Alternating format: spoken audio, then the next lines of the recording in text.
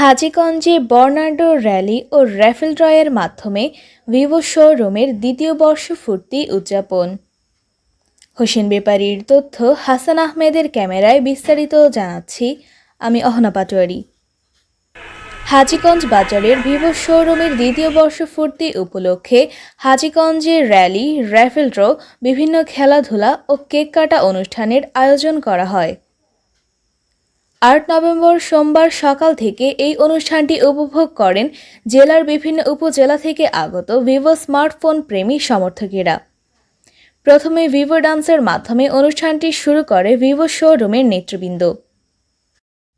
এরপর হাজীগঞ্জ বাজারে বর্নার্ডো rally, basketball খেলা সহ কয়েকটি খেলা ও 5টি ধাপে র্যাফেল ড্রতে 30 জনকে পুরস্কার প্রদান করা হয়।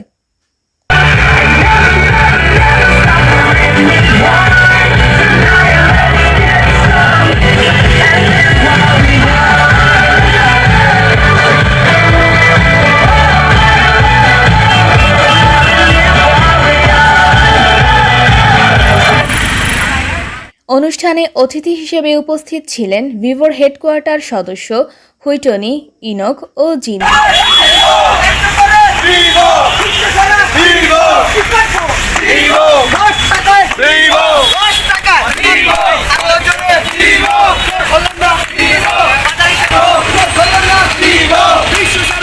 এছাড়াও অনুষ্ঠানে আরও উপস্থিত ছিলেন কুমিল্লা ভিভোর regional sales manager Mohammad Mostafiz, চাঁদপুরের area sales manager Ikramul Raju এবং সিনিয়র এক্সিকিউটিভ ভিভোর ব্র্যান্ড অ্যাডভাইজার টার্মিনাল ডিপার্টমেন্টের সদস্যবৃন্দ।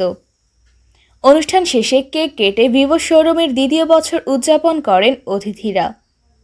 Popular BD news, Hajiganj, Chandpur.